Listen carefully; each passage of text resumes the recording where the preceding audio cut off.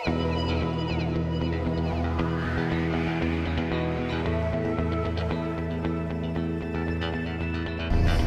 er klokken snart 11:30, og jeg er ved at være fremme i Helsingør. Her har vi Kronborg. Så er der ikke så lang tid til at ende. Så skal jeg have diesel på.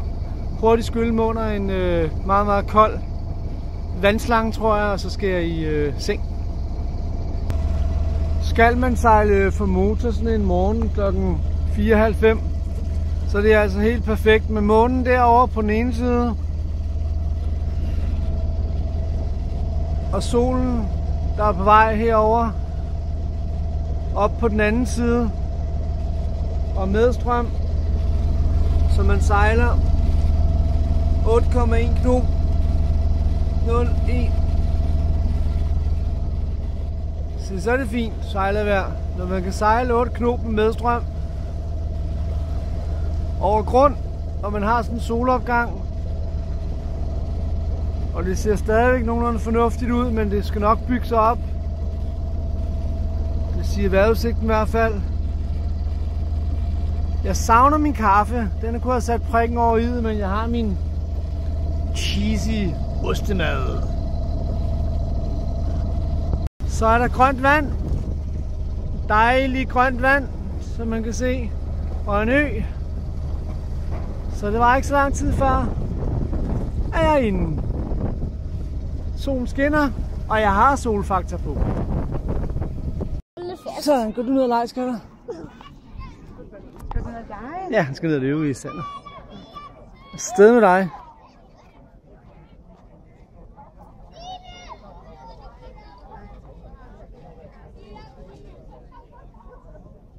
Det er utroligt, at han har... der var lige en snor der, ja. At han har...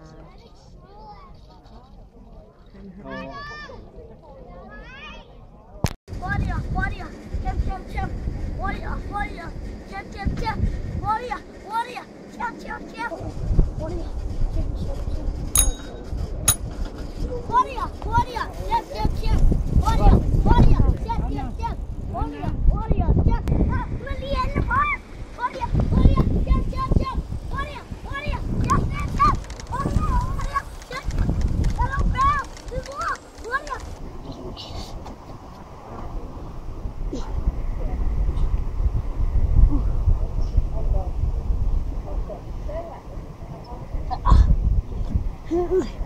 jeg kan ikke en gas, jeg er tung for. Så. Nej,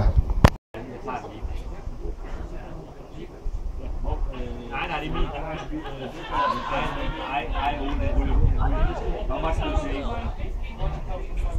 Ja,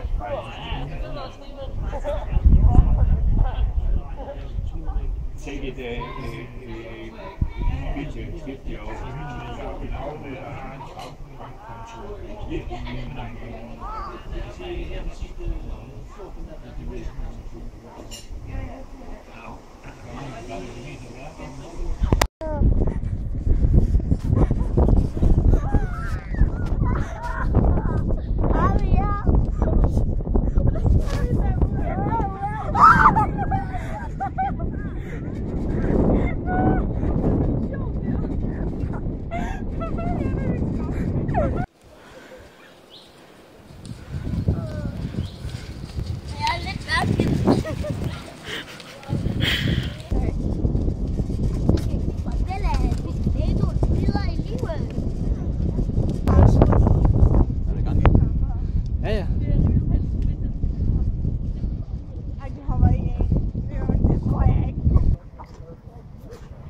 Prøv at trykke på fuglen der midt på.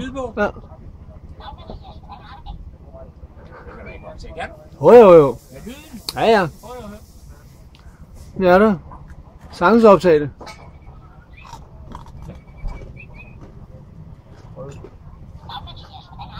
Og Mathias, der spiser stærke wasabi-nødder. Og det er fantastisk. Ind i munden med dem. 4.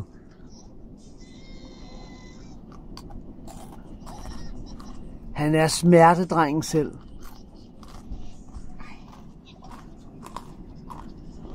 Han kan spise stærke wasabi-nødder. Tror man næsten er en løgn.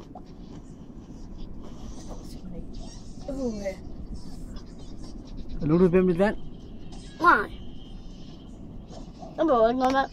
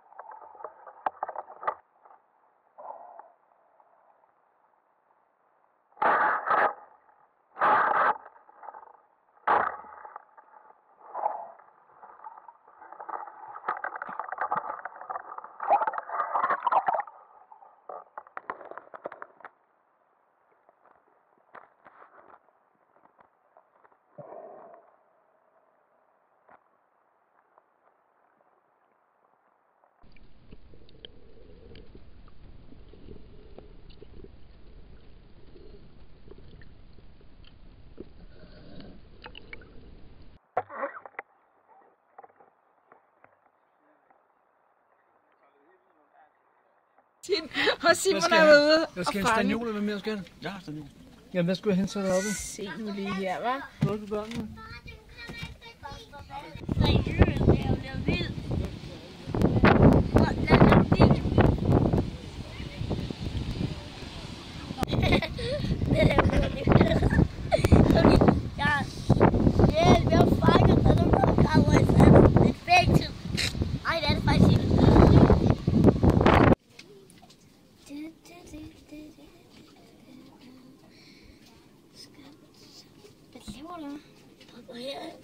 Og gør I... Du ved, jeg elsker det der bedre eller så. Det gør jeg.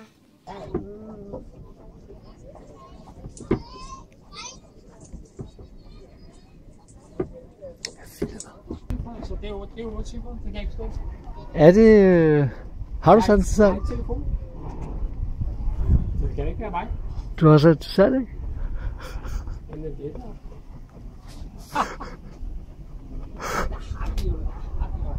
Kun fanget krabber, og vi har kun fanget tangen af krabber. Så det er sådan, vi har ikke fanget nogen. Ja, det er mega sjovt. Hamburg. Hamburg. Hamburg. Ja, Hamburg. Har I fanget noget? Var der en krabbe? Nej. Vi tjekker bare, om der er bid. Og det er en krabbe.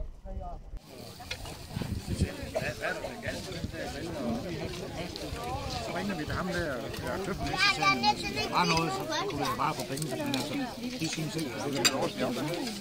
Så har han købt op med bilden, og røg ind. Så kørte jeg så derop og sagde, den her grill, den du med nogen mange ikke. Nå, det var ikke noget,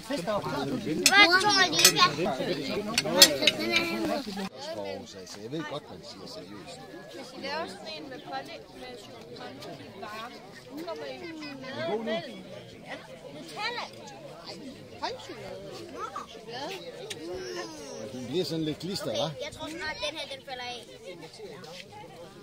Jeg kan se på dig, det klister lidt på fingrene. Ej, den er god, Liva. Er det til mig? Den falder snart af. Lige falder den måske. Nej. Spis. Mor, den her falder snart af. Jeg købte også en møller ved. Det er fandme for mig lige.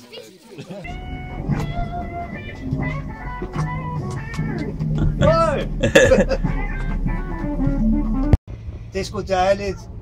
Det er sgu godt, de fattige røvhuller, de bliver væk. Jeg orker det kraftedeme, ikke du? Jeg så sgu en fattig ude på Sydhavn den anden dag. Fy for helvede! Det var sgu lækkert.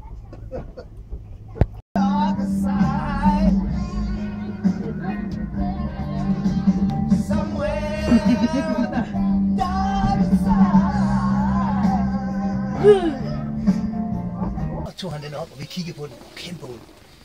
Så svømmede vi lidt videre. Så var der sådan et uhyggeligt sted, hvor man kunne svømme ind imellem nogle, sådan nogle, ligesom et gammelt bro, man kunne svømme ind under, med nogle pinde og sådan noget. Nå, og så svømmede jeg ind under der. Og Martin han var lige bagved, og så jeg en kæmpe fisk, som lå nede på en sten.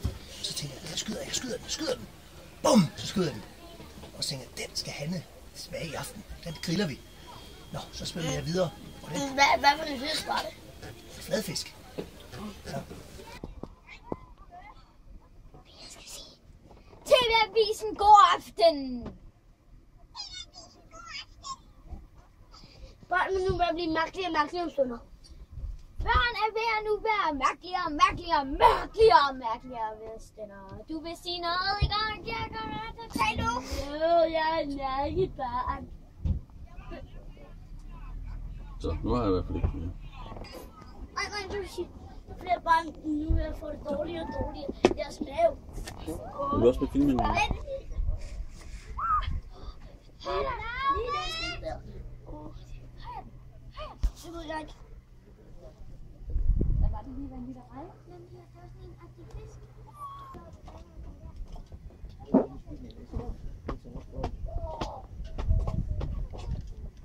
Prøv lige at lukke. Hvad? Du sidder og prutter på min mave? Jeg slår ind til. Ja, hvis du kan. Hørte du? Nej.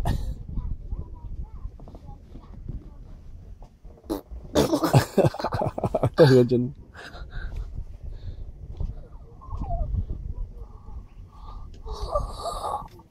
Ikke pizzaburger, men det er kasketbrillerne.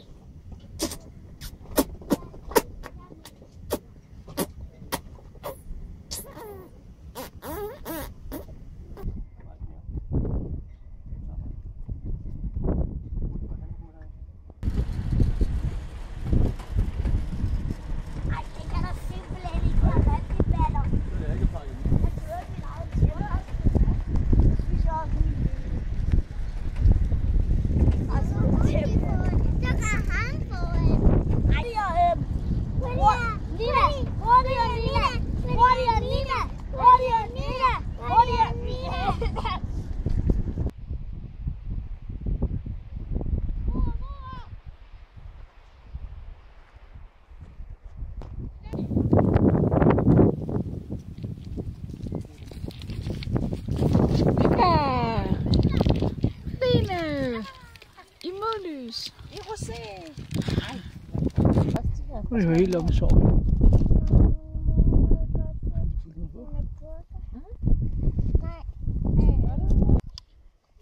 Hvad vil du tænke dig lige?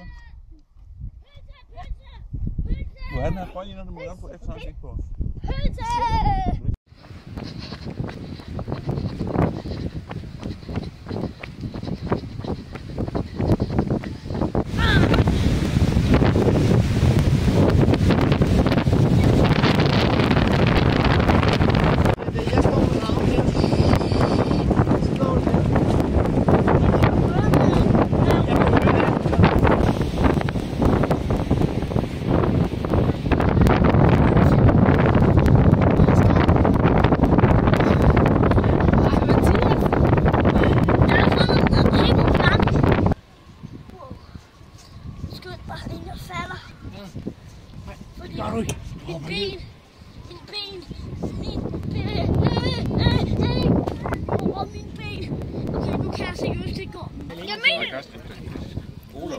Men Emmalene og Simon, der sidder med deres Simon laver forretning. Det er meget fedt, at Simon laver forretning, og Malene hun kurtiserer. Ej!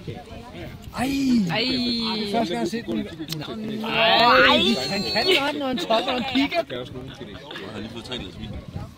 Det er endnu en harskål pynt på dig. Kom nu. Kraftedeme! Jeg fyrer pikker Gud, men fissen har magten kraften, og for fastlaget lige op i fjellet, hvor jeg får helvede. Kilde hele vilden.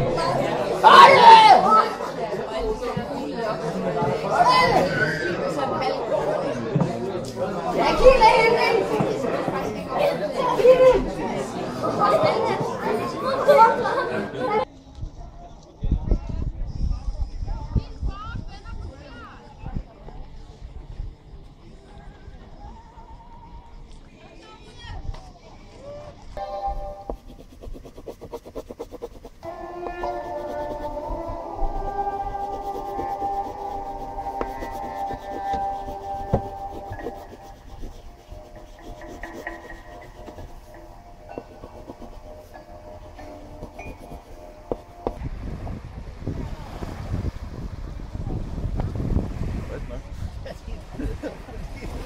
De er iskolde, de to der.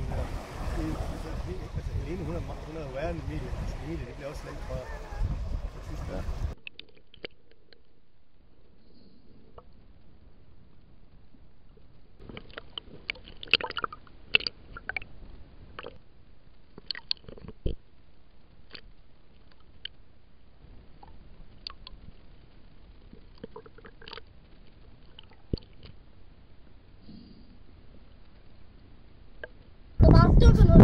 Så kommer der så en her stor krabbe, og så kom den så lige med kloen, sådan den der krabbe, den kom, nu skal jeg spise dig. Den der krabbe tog bare halvkloden, og var sådan, far du der, og smadrer den der fugle. Snakke naturligt. Se Martin, altså sådan her.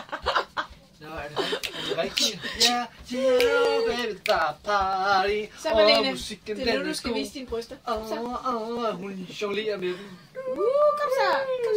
Nipples. Der er langt dernede.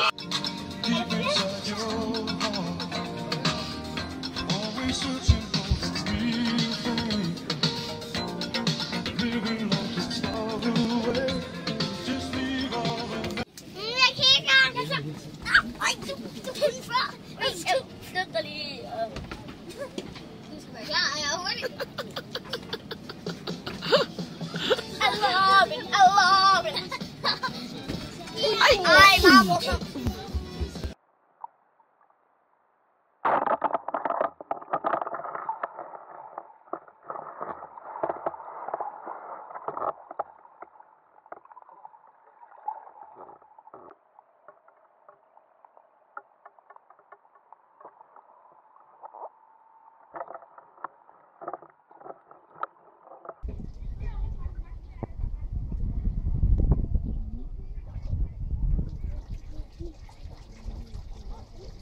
Det er vildt.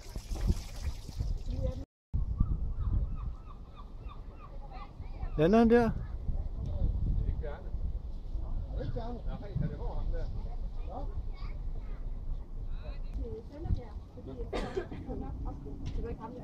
Nej, det var ikke ham. Den er lige pludselig over på ham. Det kom tæt på. Og hvad så?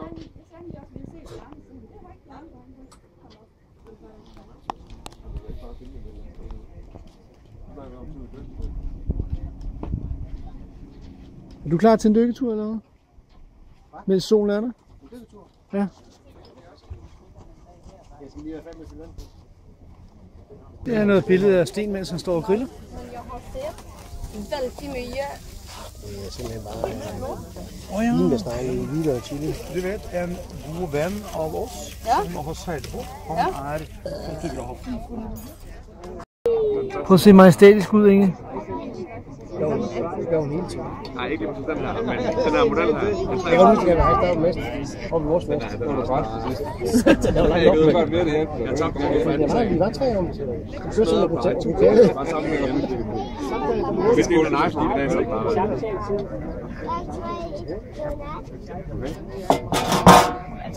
men det er jo nemt nok her i foråret, efter jeg har fået elspil på bingen. På skrump. Læg mærke til, hvordan han spiser fedtfattig camembert. Det er sgu solbærrom. 1,5 kilo.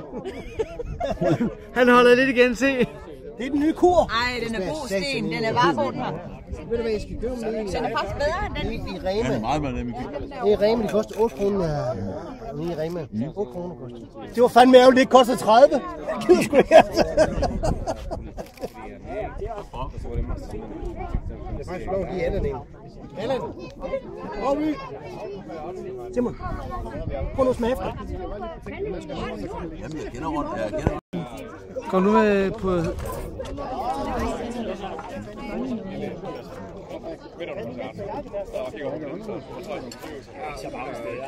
det cool time? Jeg har aldrig set en mand så koncentreret om noget som helst.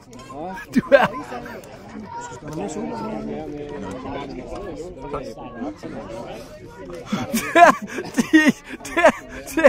Ej, men jeg holder den helt jævn.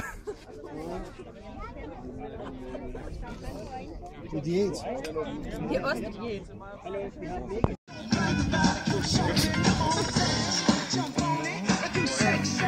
honey? Hej, Mathisen. Woo! Kom, Peter. Kan ikke gå ned til Hanne? Kan ikke gå ned til Hanne og væk hende? Sig, hun skal danse. Hun skal komme op og danse snart. Nina, for helvede. Lover girl.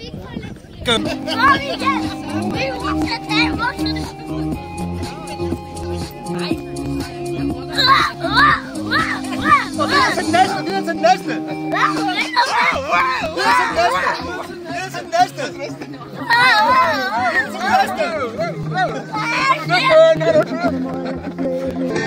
Kom så, Mathias!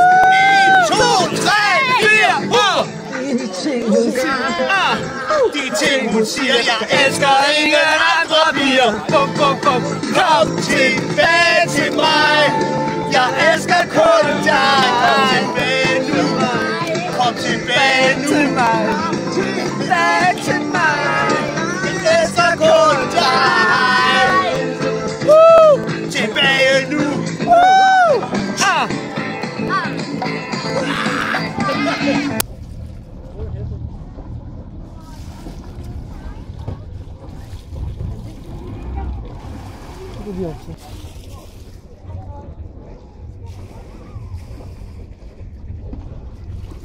Ses!